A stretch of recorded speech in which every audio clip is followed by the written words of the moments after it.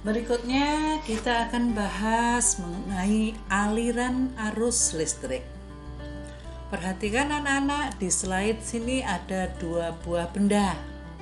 Benda A dan benda B. Di sini dikatakan benda A berpotensial tinggi, sedangkan benda B berpotensial rendah. Apa ayo yang menyebabkan benda A dikatakan berpotensial tinggi dan benda B berpotensial lebih rendah? Iya, benar sekali. Kita lihat di sini bahwa A terdiri dari 1, 2, 3, 4, 5, 6, 7, 8 muatan listrik. Sedangkan benda B ini hanya terdiri dari 4 buah muatan listrik. Karena benda A berpotensial lebih tinggi daripada benda B, maka di sini ada beda potensial. Perbedaan potensial atau sering disebut dengan beda potensial. Apabila benda A dan benda B ini dihubungkan dengan sebuah konduktor, maka arus listrik ini akan mengalir dari benda A menuju ke benda B. Artinya dari potensial tinggi menuju ke potensial rendah. Itu adalah arah arus listrik. Ingat, arah arus listrik dari potensial tinggi menuju ke potensial rendah. Sedangkan arus elektron adalah kebalikannya. Arus elektron mengalir dari benda yang berpotensial rendah menuju ke benda yang berpotensial tinggi. Bagaimana anak-anak? Apakah membingungkan keterangan saya? Jadi ini adalah merupakan syarat yang kedua agar supaya arus listrik dapat mengalir.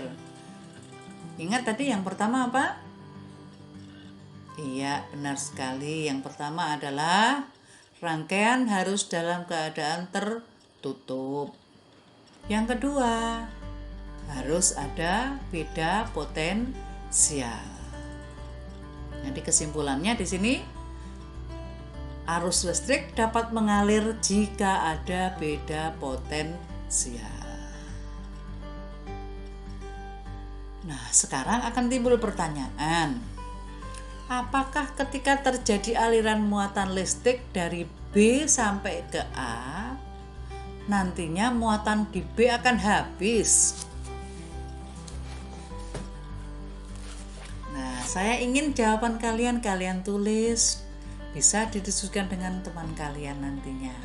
Ingat bahwa arus listrik dapat mengalir jika ada beda potensial.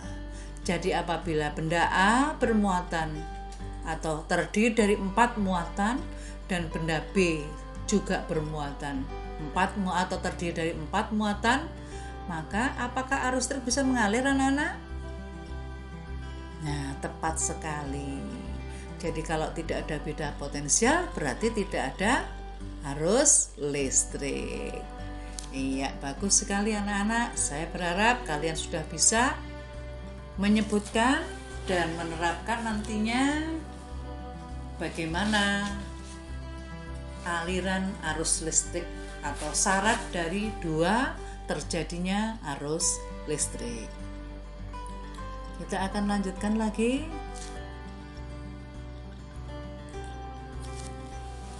Setelah arus listrik dapat kalian pahami dengan baik, anak-anak sambil juga disimak bukunya, buku saku pindonya di halaman 1 mulai sampai seterusnya halaman 2. Saat ini kita mempelajari mengenai kuat arus listrik atau biasanya cukup dinamakan dengan arus listrik, begitu saja.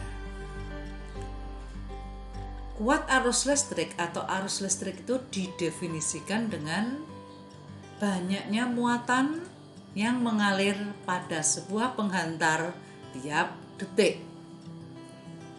Arus listrik atau kuat arus listrik disimbolkan dengan I, di mana satuannya dalam MKS adalah ampere. Arus listrik itu adalah atau dirumuskan dengan Q per T. Q adalah muatan dalam satuan, SI adalah kolom, dan T adalah waktu. Satuannya adalah sekon atau detik. Jadi kalau begitu satuan dari kuat arus listrik I itu adalah kolom per sekon atau kita namakan dengan 1 ampere.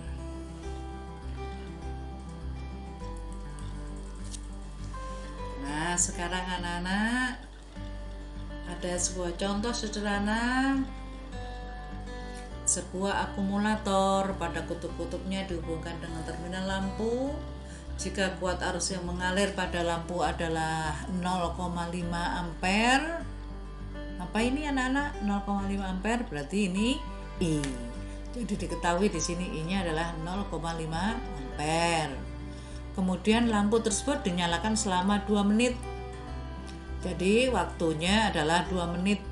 Padahal kita tahu tadi pasangan waktunya harus dinyatakan dalam detik.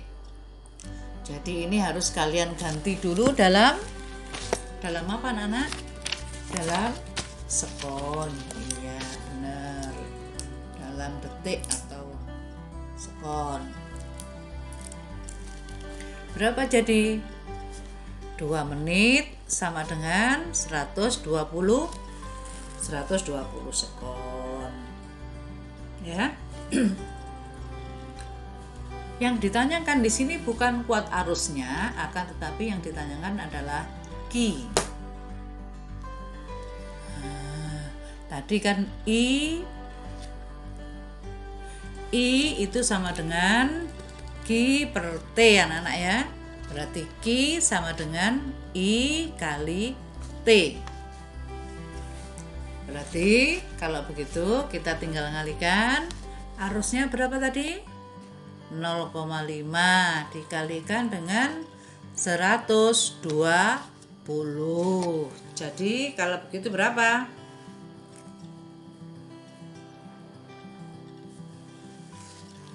60 kolom.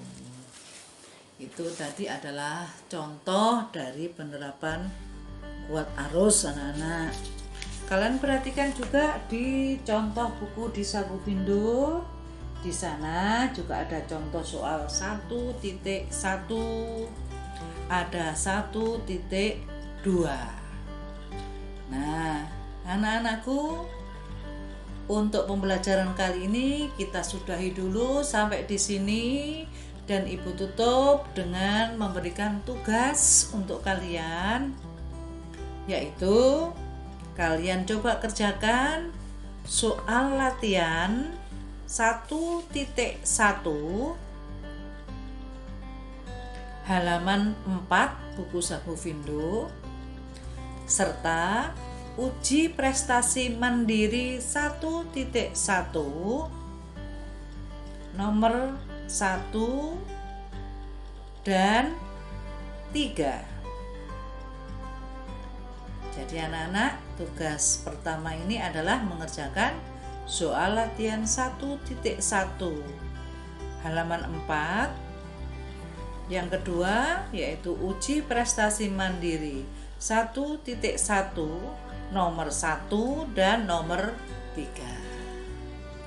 Anak-anak tetap semangat, tidak loyo, tidak boleh malas, dikerjakan. Kalau ada kesulitan, Ibu siap sekali membantu kalian. Baiklah, kita tutup pembelajaran kita hari ini dengan membaca hamdalah bersama-sama. Dan sekali lagi, tetap semangat. Semoga kita selalu dalam lindungan Allah Subhanahu wa Ta'ala, diberikan kesehatan, keselamatan, dan dihindarkan dari segala macam penyakit yang ada. Kita tutup. Alhamdulillahirabbil alamin. Assalamualaikum warahmatullahi wabarakatuh.